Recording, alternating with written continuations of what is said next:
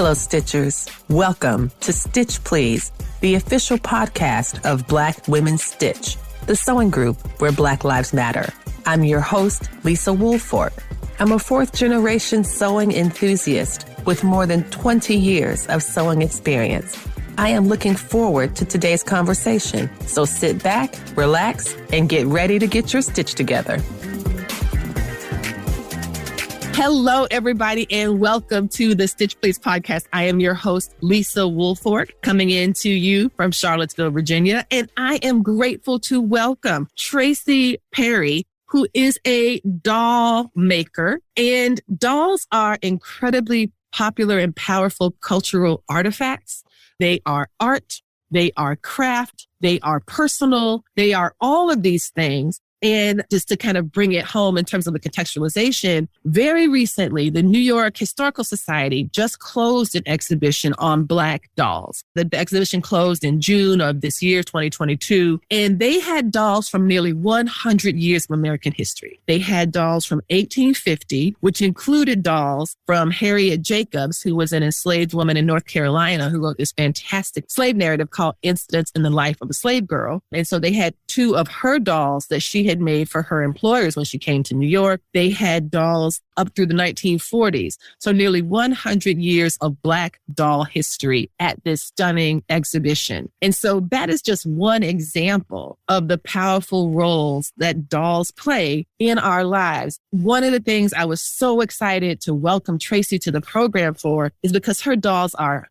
amazing. I have been following and watching her work for quite some time. I'm really excited to hear more about her doll story, her story of sewing and making dolls. She makes the dolls. She makes the clothes the dolls wear. She makes the hair that the dolls have on their hair. She paints the makeup that they have on their faces. Like, this is a head to toe, top down doll maker. So welcome to the program, Tracy Perry. Thank you for being with us today. Thank you, Lisa. I don't even know if anybody can see me, but thank you. You're going to go ahead and put this on our Patreon so people can indeed see you. And if you're not a Patreon member, why are you not? You should totally subscribe, because there's a lot of great things happening in the Black Women Stitch Patreon, including face-to-face video chats with me.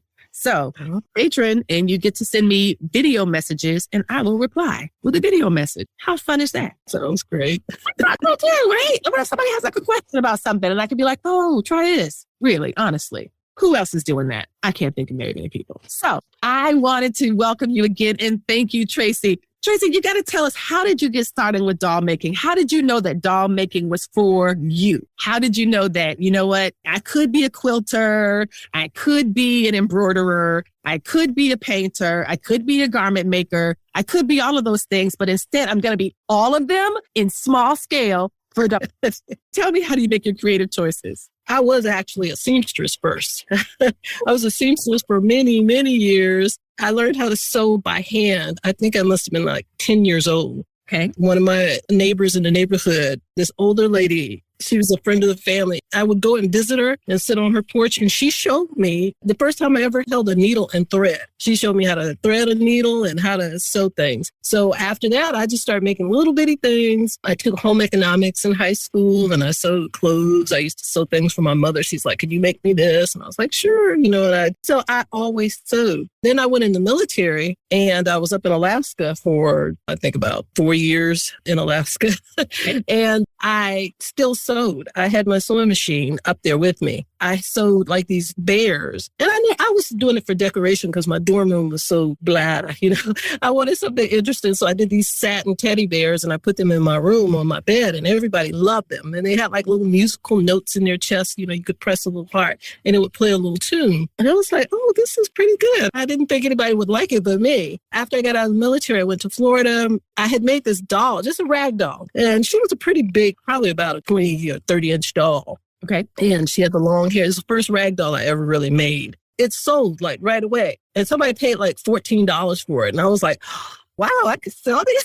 $14 is not enough for your doll, but okay. Yeah. So I had a friend, fortunately, that was working in a bookstore, and I was telling her this, and she showed me this book by Susanna Orion. I think it was called Art of the Doll. I had never seen anything like it in my life. I was looking through this book at all these dolls in the bookstore. She was showing me and I was just like fascinated. And then it struck, it's like, oh my God, you can make money making dolls?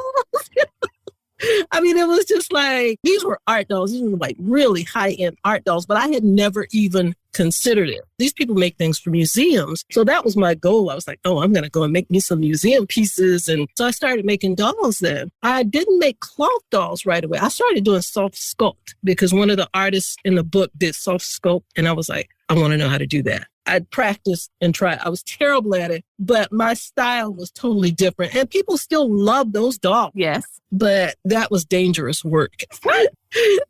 I say dangerous because I cut my hand twice with a razor trying to carve the styrofoam or to cut out something because I would use like these little X-Acto razors, almost cut through my hand one time trying to do something. And also I have problems with my fingers. So that constant hand sewing and pulling threads and my hands hurt so bad. So yeah, I stopped doing that. And then I started doing the cloth dolls. First, they were like these little triangle-shaped dolls I did. I sold them at a craft show. And then I started doing the larger dolls. The dolls that I have now, which are like my signature dolls, I had like 2 prototypes that I did. And it was just something I was like, I want to figure out how to make something different. Yeah. But that was curvy. I can't think of the name of those dolls, but there is a doll similar to mine, but the shape is a little different and there's no hands or feet. So I wanted to make something similar to that, but I wanted it to be curvy. So I can make like black dolls or whatever with like some hips or something. Yeah. I was like, how do you have a doll with no hips?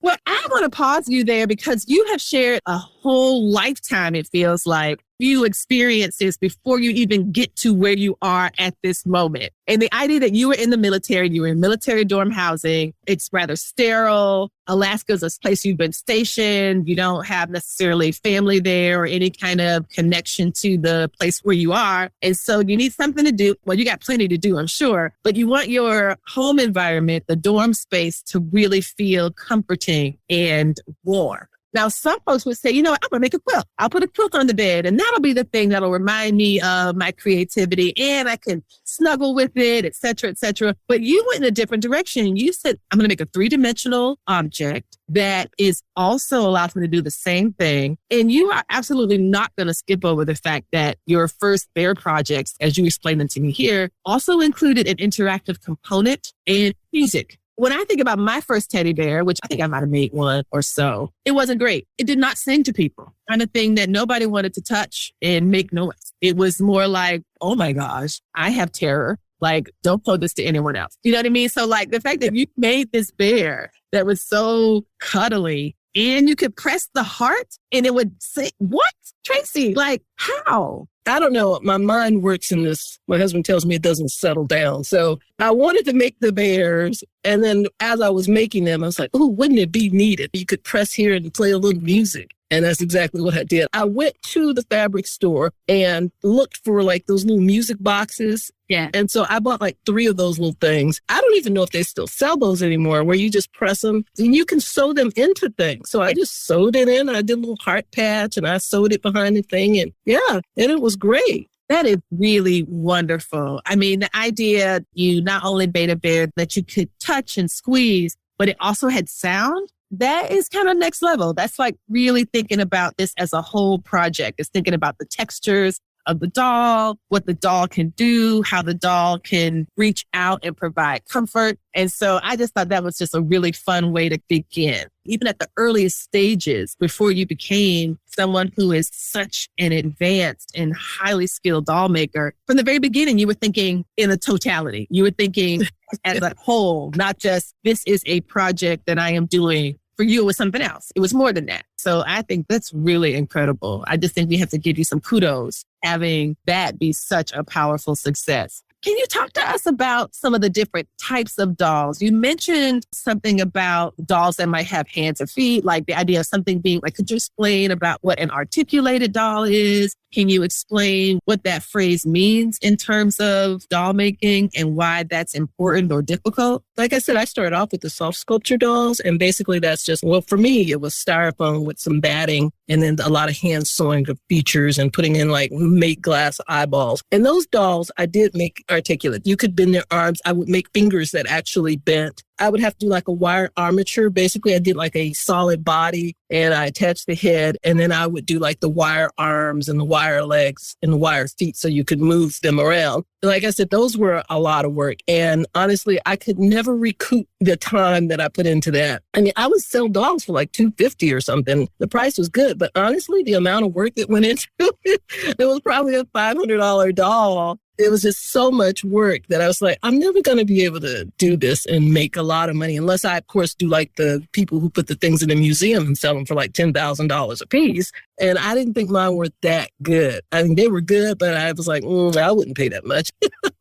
I might pay $250, $300, yeah. So then I started with the regular cloth dolls. I always wanted my dolls to bend at the joints. Even my regular cloth dolls, they will either just bend at their elbow or bend at their knee. Sometimes I will make just a straight sculpted leg. Like I'll actually sew the fabric where the leg curves so that I don't have to put a joint or anything there. You'll see like a knee, and I'm actually working on some like that now. Most of my dolls will bend at the elbow. I don't make a lot of jointed dolls as far as like button joints and things like that, although I do have some patterns. I have made them in the past, and I've made a lot of them. I think I told you about that. What I'm understanding now is that I believe that soft sculpture and cloth were the same. I believe that because there was softness in the soft sculpture, that it was like a synonym for a cloth. Oh, no, it's different. No, that so soft sculptures, even if it has like wire armature, for example, it's still considered a soft sculpture because it combines. We'll explain soft sculpture. Soft sculpture can be different things. That most people who do soft sculpture now, they do it in felt. Like felt is considered a soft sculpture because soft sculpture is basically you're taking a soft material like felt, or in my case with the polyfill or the batting over, you're taking that soft material and you're molding it into something. So that's my understanding of what soft sculpture is.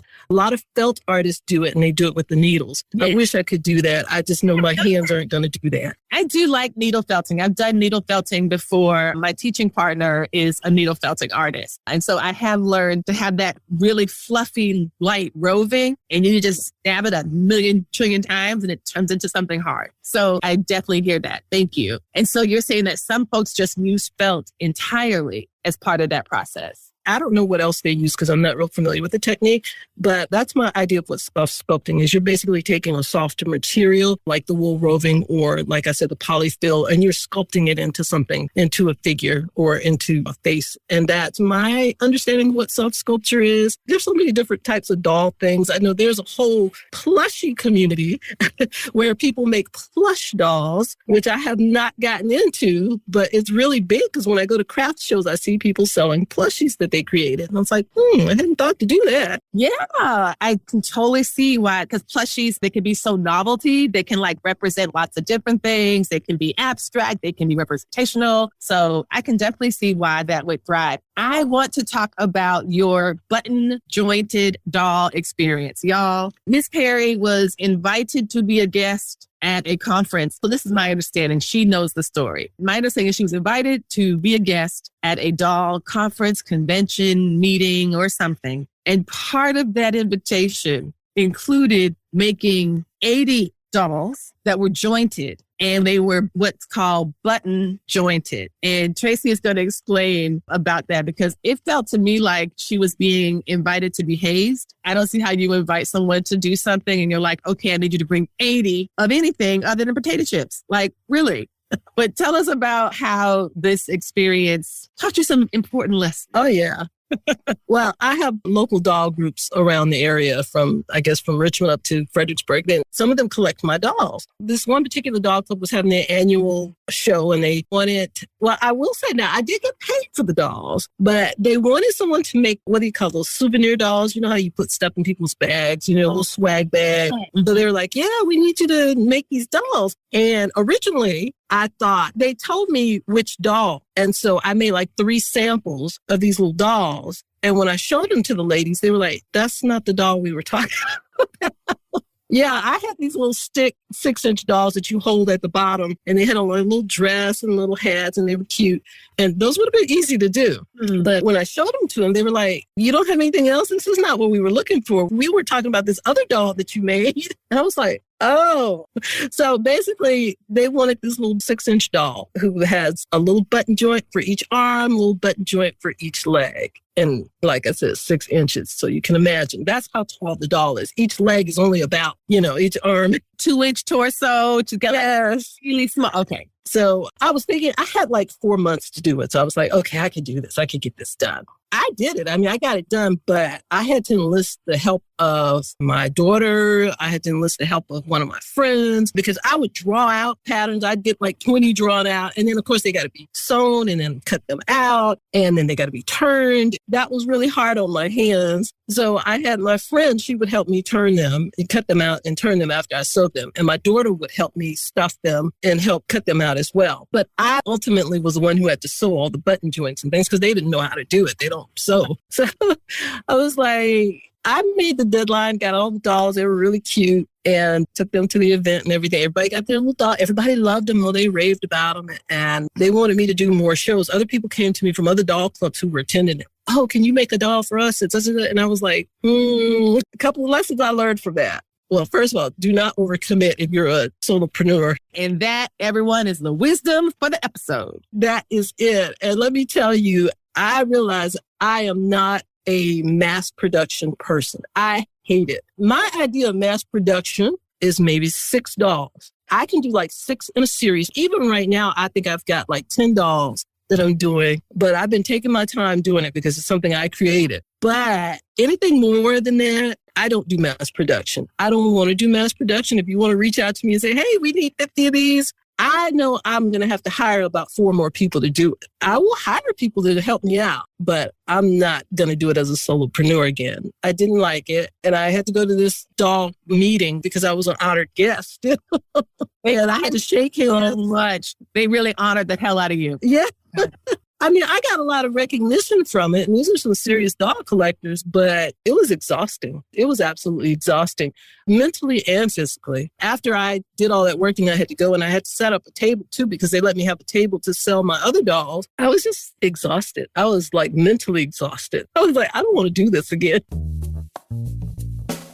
September is National Sewing Month, and the Stitch Please podcast is going to celebrate that like we celebrate every episode by centering Black women, girls, and femmes in sewing. For September, however, we are going to be talking with Black women authors who are also sewists. So tune in for the month of September, and you will hear from writers like Bianca Springer, Hakima Hapa, Leslie Ware, Olubemisola Rude Perkovich, and more. So listen out for September, and we will help you get your stitch together.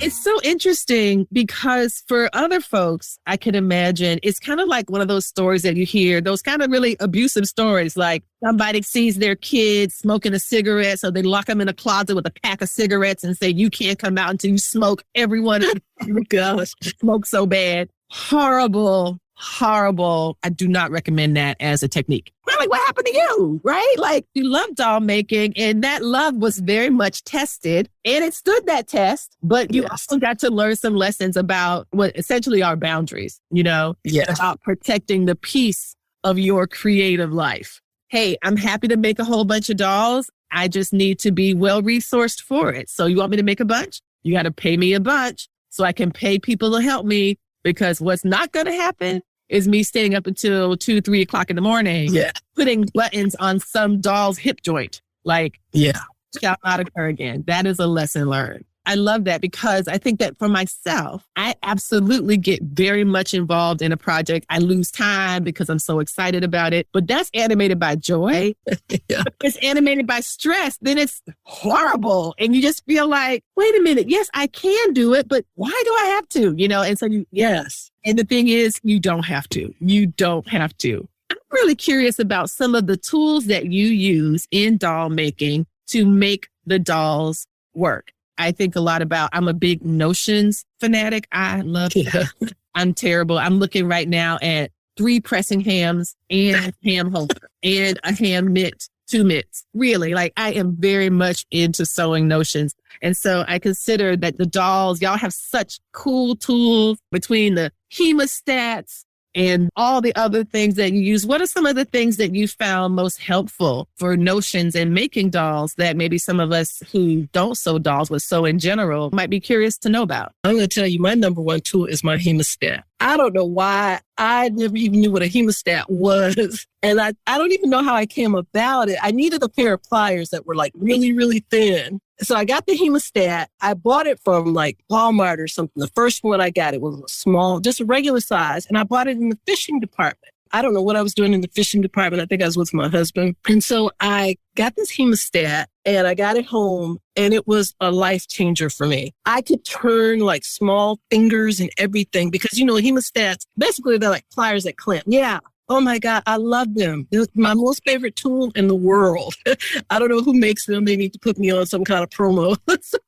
I think that hemostats and what she's describing, she says it's like a pair of pliers. It's a combination of scissors and pliers, don't you think? So I'm holding a pair right now of hemostats, y'all. Essentially, it has these teeth at this spot here where the handle is. And this is why you should be a Patreon subscriber because you can see this. Or just Google hemostats for free. I get you. It has these teeth and you clamp it shut. And then when you pull, it'll pull, turn, it'll do whatever you need. I have 3 of them. I had more and I'm sure I gave them. No, that's not true. I've got 3, 4. Yeah, there's another pair up there. Wow. You can get these medical supplies because I think nurses use them and that kind of thing. So the hemostat, right? Oh my gosh. How do you turn with the hemostat? And this is something that I struggle with. I don't know if I'm just too heavy-handed, but when I go to clamp, I always feel like, and have done, I poke a hole in it. Oh, no. Right? That's what I always say. Oh, no. And it's like, look, I'm not a doll maker. So how do you avoid poking a hole through? Does it require like smaller stitches? Well, I guess you're just more patient than I am. And that I fully believe. I use smaller stitches on my doll so that I don't have to reinforce. I used to sew over everything twice. And I was like, oh my God, that takes too long. So now I just use this 2 millimeters, like the tiniest stitch that I can do that will hold. You got to really want to rip it apart, take it apart. Yeah. But with the hemostats, I have 2 sizes. Okay. Well, I have 2 smaller ones about the same size that you just had. And then I have like the really long curved ones that I use to turn feet and legs. But I don't always initially start off with the hemostat. I use a tube turner. I will start it off with my fingers. I can use my smaller hemostats and I use like a regular straw actually. And I put it on the inside and then I use the tip of the hemostat to push the fabric into the straw to get it started. And then once I get it started, I just move to the main part of the hand and do that part as well, or the other fingers. And then after I get it so far up, I go ahead and stick the hemostats in and just pull it out. And it makes life so much easier. So it's kind of a combination of tools. I always use a tube. And let me tell you, smoothie straws work excellent if you're turning like a little small belt or something. Smoothie straws, there's kits. Like I bought this kit. I paid like $14 for this stupid thing. It's just some plastic tubing. I could have went to Lowe's and got it for like, 50 cents. So you can find tools. So I use my hemostat with the tubing and I find that works excellent. Well, I'm going to offer to you a suggestion of my absolute favorite tool in all of sewing. And that is the fast turn 2-turn set. If you've ever listened to this podcast for maybe more than 5 episodes, I'm sure I have said it aloud. I do not work for these fast turn 2-turn people. They don't tell me from a can of paint, but I bought one back in 1998 and I have been using it regularly with my sewing for 25 plus years. Wow. It's so awesome. I'm just going to recommend that to you because, as you say, it's not the kind of plastic with the stick and the whatever. First of all, if you have something that's working for you, don't change. Want to try something? I'm telling you, that fast turn 2-turn set, like it changed my sewing. It revolutionized it. I can turn spaghetti straps the size of actual spaghetti. And it lets you stuff at the same time. You can put it down and then pull. It will pull in the stuffing as the thing is turned. Wow. Yeah, because it's about physics, right? You can lay you've done this, I'm sure. Once you start turning the batting or the filler that I use for like a cord, for example, to make a corded, it just pulls it right in, right alongside. And so you don't have to like shove or whatever. It just automatically grabs it. I love it. I love that doggone thing. I think I did. Well, I'll be looking for it. Yeah. It's not cheap, but it is worth its weight in platinum, in my opinion. It's such a good thing. I won't use anything else. It is so, so easy. And we've been talking about like advice and offering advice. And you have done such a wonderful job with your dolls. And as I was saying, one of the things I love about your dolls is how they look like you.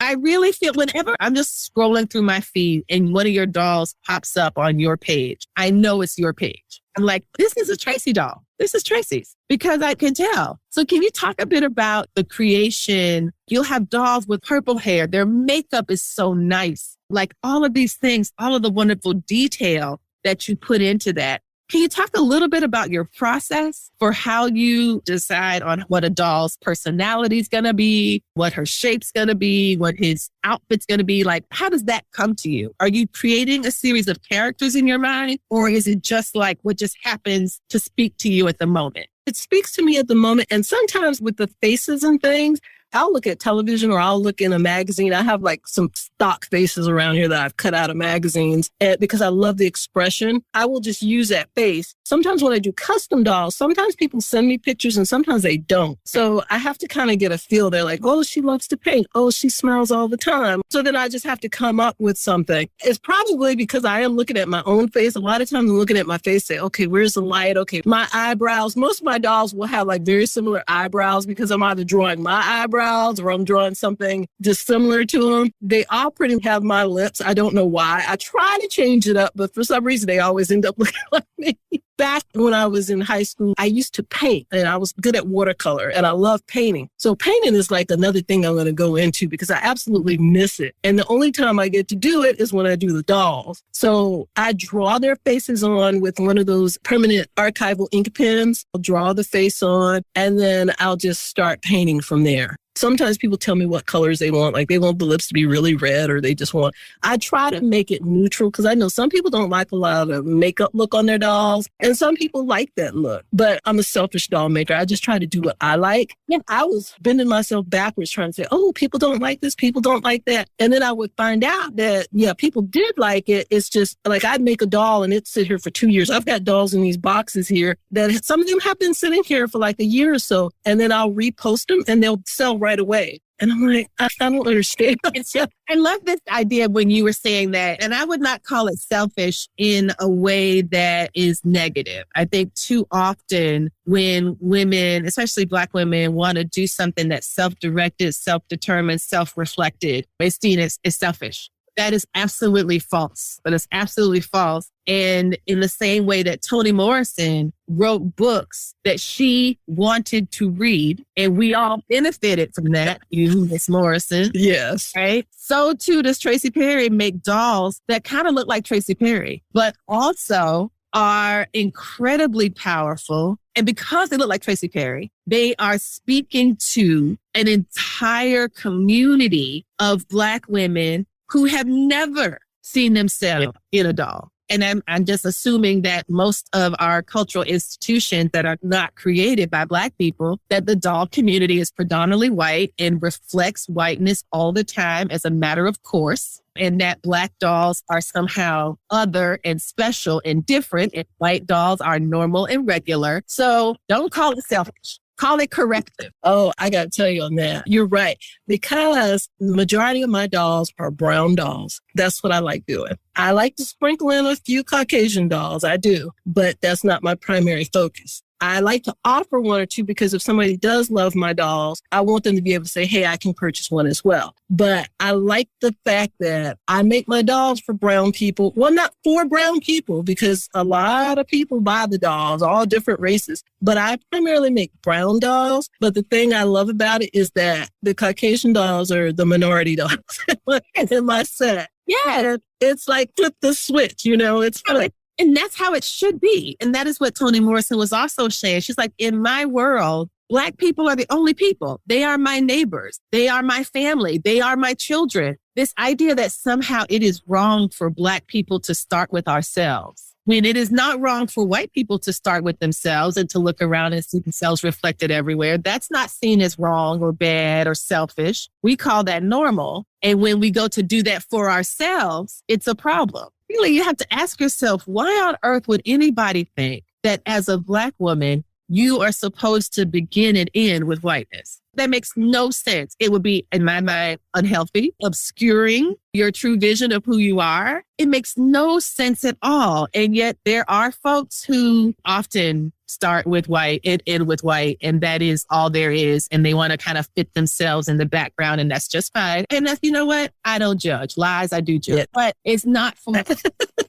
It's not for me. It's not for me. And that's what I love about it. I mean, of course, the work that comes from your hands should reflect the deepest essence of who you are, as well as on the inside and the outside. That is just a normal human expression of life. And you are doing that so beautifully in so many ways with your dolls. And I am so glad we got to talk about it today. You know, I'm going to ask you, the slogan of the Stitch Please podcast is that we will help you get your stitch together. Okay. And you, Miss Perry, the doll maker, who makes these amazing, amazing cloth dolls that are so vibrant and they have so much personality. They've got so much integrity of craft. How would you advise someone to get their stitch together? What would you say to them? You know what? We were talking about tools, and I'm going to tell you, Lisa, my number one thing for anybody that's starting out, get the right tools. And then just take your time. Develop your craft. Take your time. You don't have to be like me. You don't have to be like this person. No two peoples are the same. I sell the patterns for my dolls, and someone says, oh, they're going to steal your idea and somebody's going to make them. And I'm like, you know what? They can make them, but they're not going to be my dolls. And anybody looking at my dolls is going to know that it may be my pattern, but it's not my doll.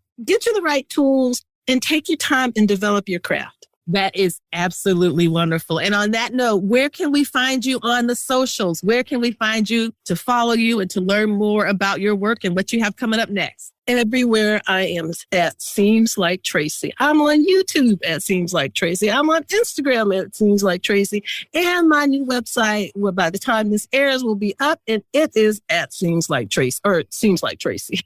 Like Tracy, and you know, we're sewing podcasts and Seems like SEAMS. That's yes. Seems. Absolutely. Tracy, this was delightful. Thank you so much for speaking with me today. I really appreciate this so much. Thank you, Lisa. Thank you so much for reaching out to me. I really enjoyed it, and I admire you so much. You do such a great job. Oh, thank you. Mutual Admiration Society. You've been listening to the Stitch Please podcast, the official podcast of Black Women Stitch, the sewing group where Black Lives Matter. We appreciate you supporting us by listening to the podcast. If you'd like to reach out to us with questions, you can contact us at blackwomenstitch@gmail.com. If you'd like to support us financially, you can do that by supporting us on Patreon, Patreon, and you can find Black Women Stitch there in the Patreon directory. And for as little as $2 a month, you can help support the project with things like editing, transcripts, and other things to strengthen the podcast. And finally, if financial support is not something you can do right now, you can really, really help the podcast by rating it and reviewing it anywhere you listen to podcasts that allows you to review them. So I know that not all podcast directories or services allow for reviews, but for those who do, for those that have like a star rating or just ask for a few comments, if you could share those comments and say nice things about us at the Stitch Please podcast, that is incredibly helpful. Thank you so much. Come back next week and we'll help you get your stitch together.